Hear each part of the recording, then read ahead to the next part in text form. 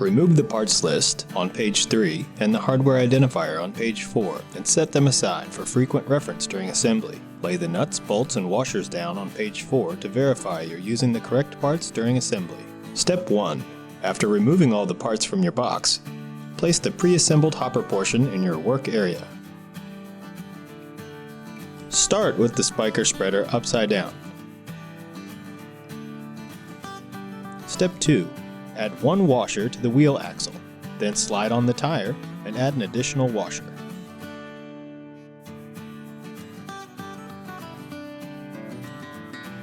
Secure the wheel in place with the ring locking pin. By pushing the long straight piece of the pin through the hole, the ring lock should snap into place. Step 3. Add 2 washers to the wheel axle, slide on the second tire. If the last washer does not fit, remove the tire and one of the interior washers. Lock the wheel in place with the clevis pin and the hairpin.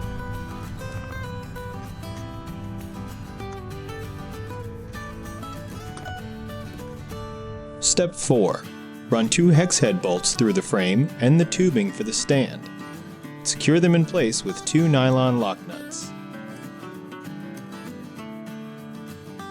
Tighten these bolts completely with a 7/16 socket and wrench.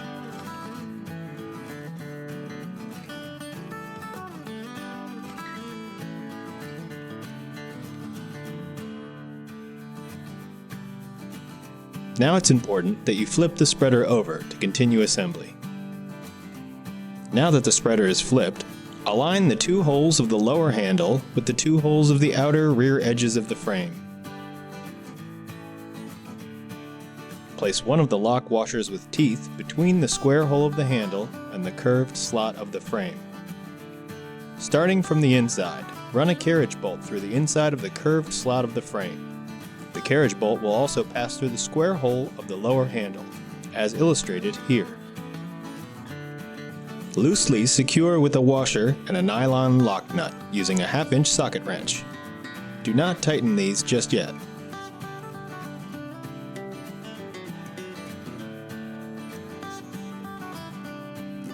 Repeat step 5 on the other side.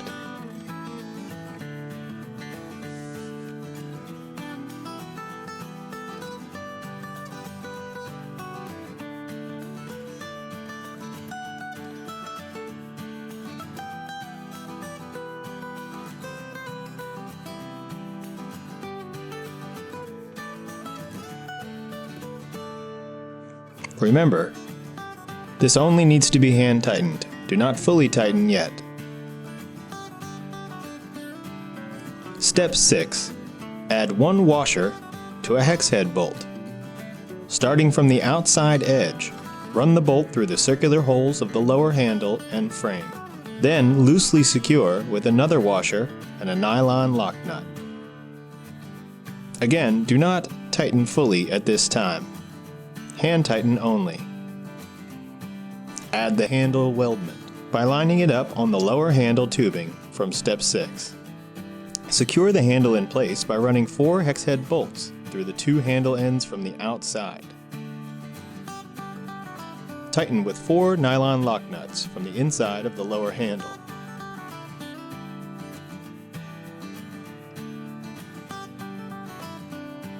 Go ahead and fully tighten these with a 7/16" socket and wrench.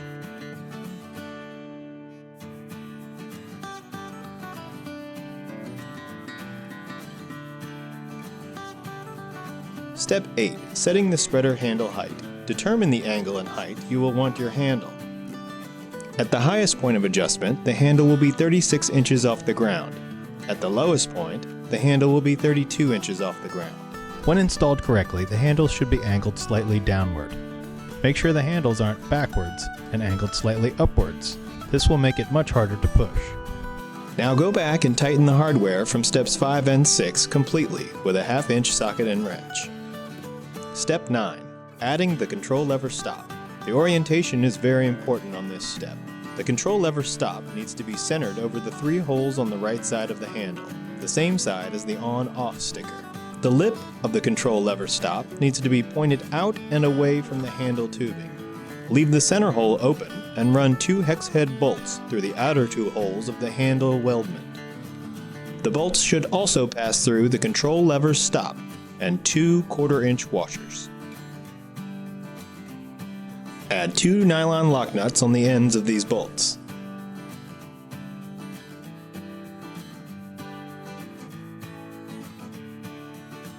Now, verify the control lever stop is centered before tightening the nuts completely, securing everything in place.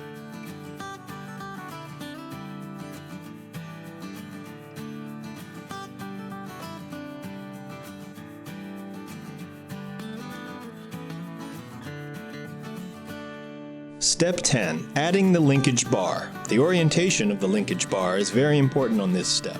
Slide the linkage into the linkage assembly from the side, from left to right at a low angle, then lift it upwards towards the handle. Step 11. Adding the linkage guide plate. Once again, the orientation is very important. Use the lower circular hole of the linkage guide and add it to the linkage bar. Slightly lower the linkage bar and slide the linkage guide down the linkage bar and under the lower handle. Lift the linkage bar, aligning the top hole of the linkage guide with the hole of the lower handle. Insert a hex head bolt through the remaining hole at the top of the lower handle. The bolt should pass through the oval hole of the linkage guide and a washer, as in this illustration, loosely secure with a nylon lock nut. Do not fully tighten yet.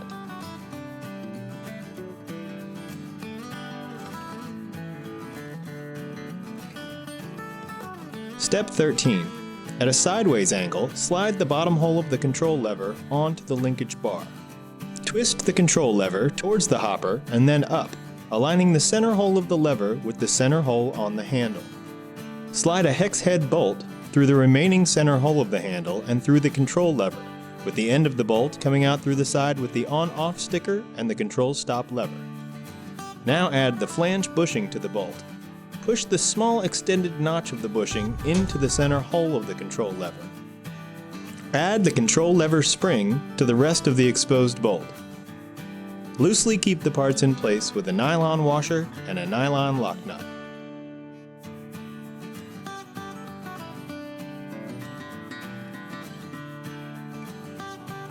Do not fully tighten just yet.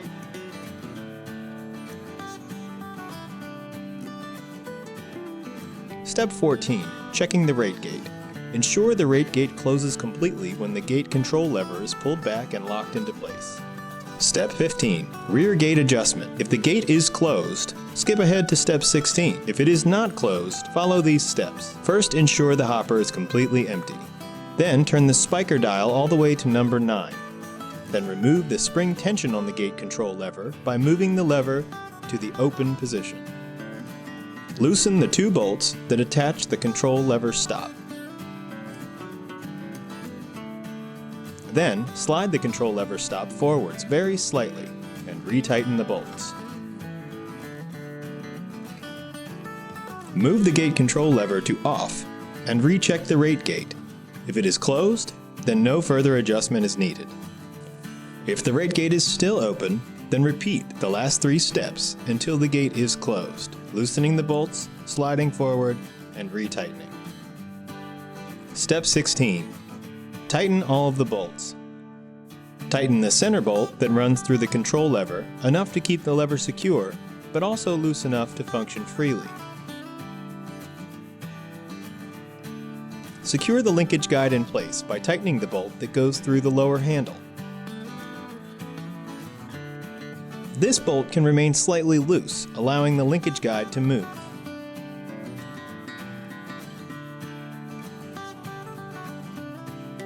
Step 17. Adjusting the Accuway. Rotate the Accuway adjustment screw clockwise.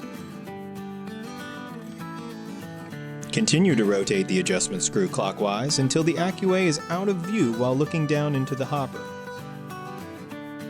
Step 18. Place the screen down in the hopper.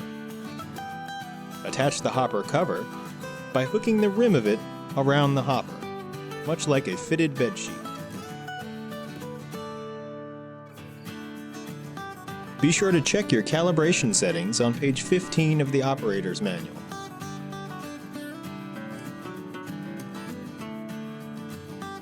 Also note the Zerk fitting, which can be used to add more grease if needed. Now you're ready to spread with Spyker.